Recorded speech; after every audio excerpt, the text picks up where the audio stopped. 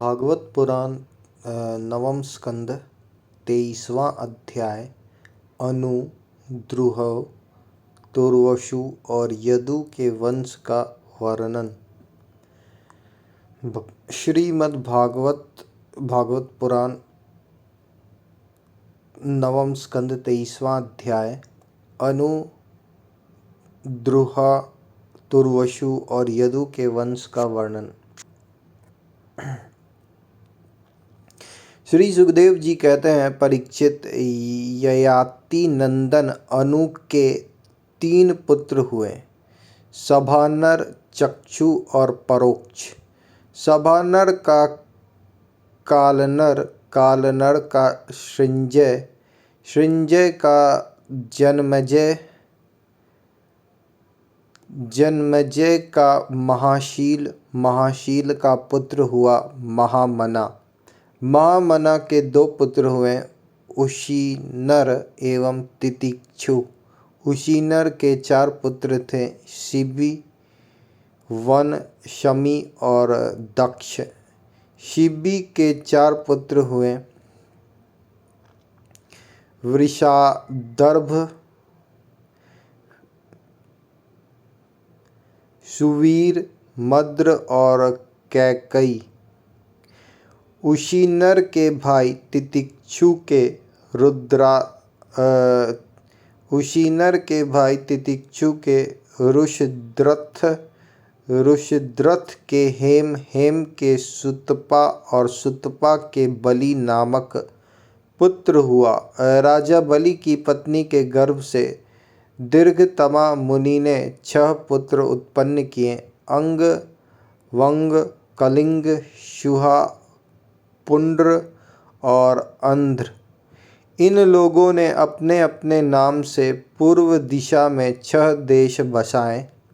अंग का पुत्र हुआ खनपान, खनपान का दिविरथ, दिविरथ का धर्मरथ और धर्मरथ का चित्ररथ।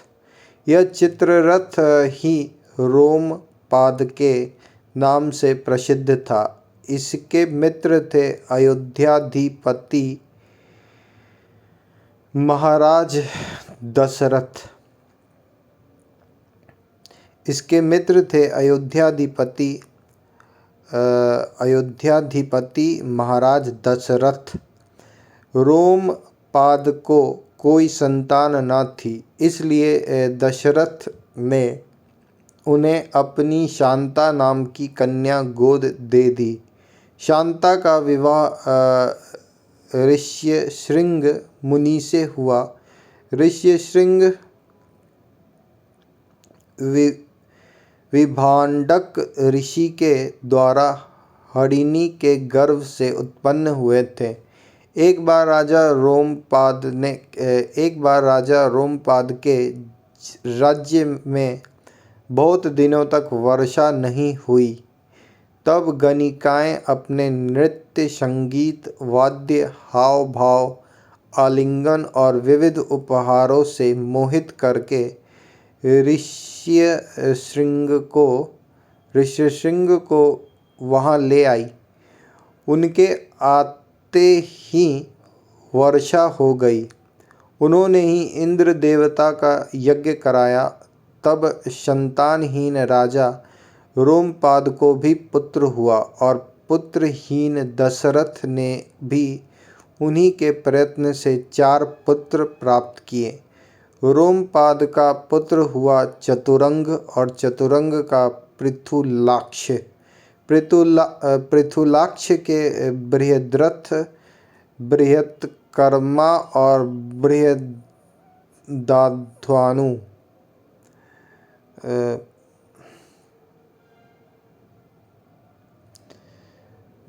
बृहत्कर्मा और बृहदानु 3 पुत्र हुए।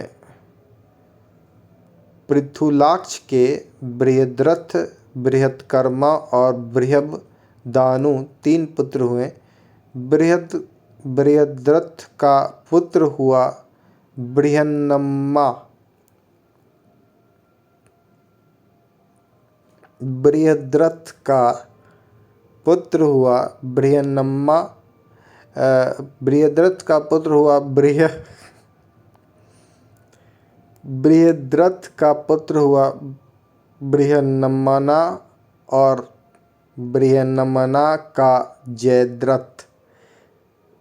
जयद्रथ की पत्नी का नाम था संभूति।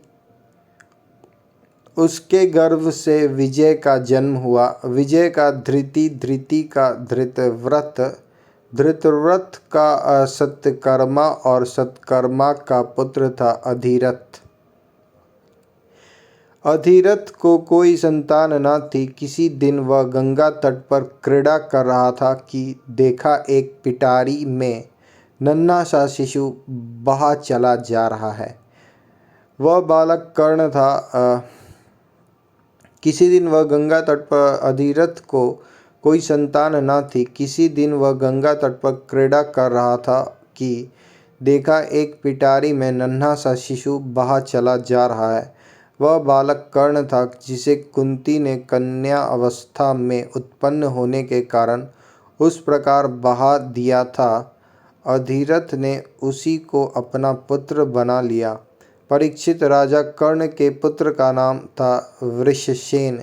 ययाति के पुत्र द्रुहा से ब्रभु का जन्म हुआ। ब्रभु का सेतु, सेतु का आरब्ध, आरब्ध का गांधार, गांधार का धर्म, धर्म का धृत, धृत का दुर्मना और दुर्मना का पुत्र प्रचेता हुआ।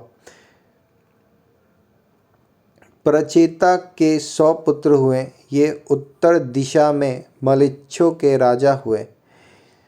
ये ययाति के पुत्र तुर्वसु का वर्ही, वर्ही का भर्ग, भर्ग का भानुमान, भानुमान का त्रिभानु, त्रिभानु का उदार बुद्धि करंधम और करंधम का पुत्र हुआ मरुत। मरुत संतानहीन था, इसलिए उसने पुरुवंशी दुष्यंत को अपना पुत्र बनाकर रखा था। परंतु दुष्यंत राज्य की कामना से अपने ही वंश में लौट गए। परीक्षित, अब मैं राजा ययाति के बड़े पुत्र यदु के वंश का वर्णन करता हूँ। परीक्षित महाराज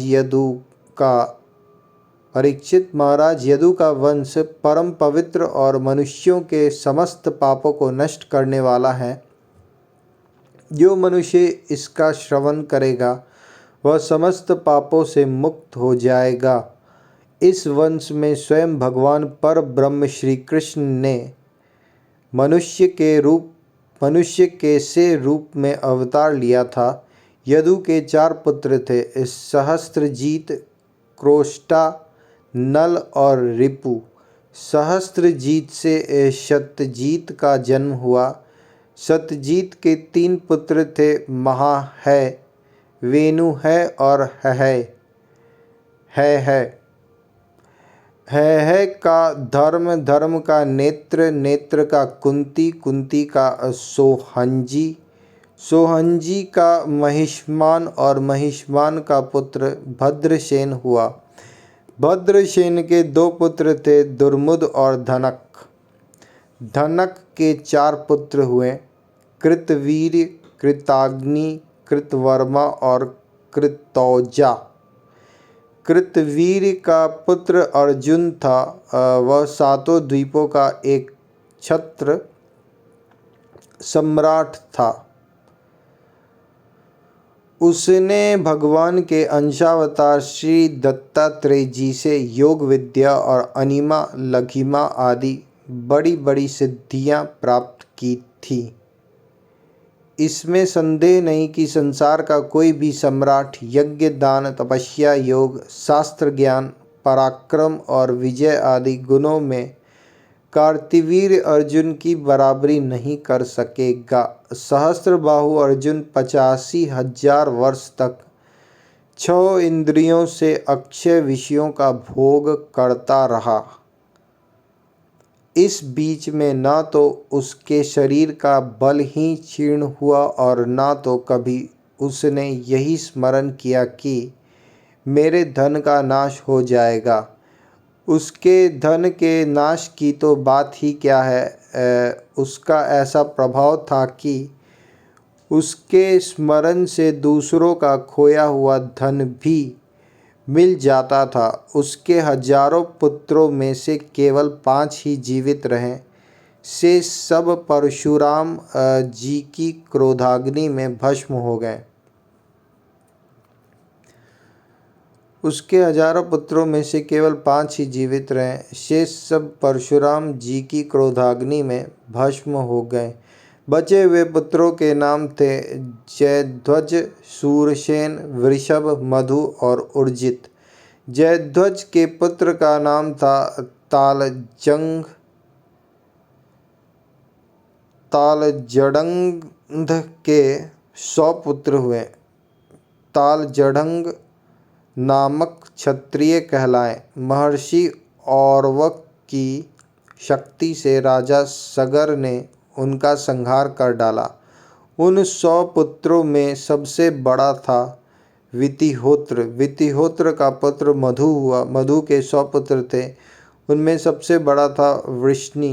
परीक्षित इन्हीं मधु, वृष्णि और यदु के कारण यह वंश माधव, वार्ष्णेय और यादव के नाम से प्रसिद्ध हुआ।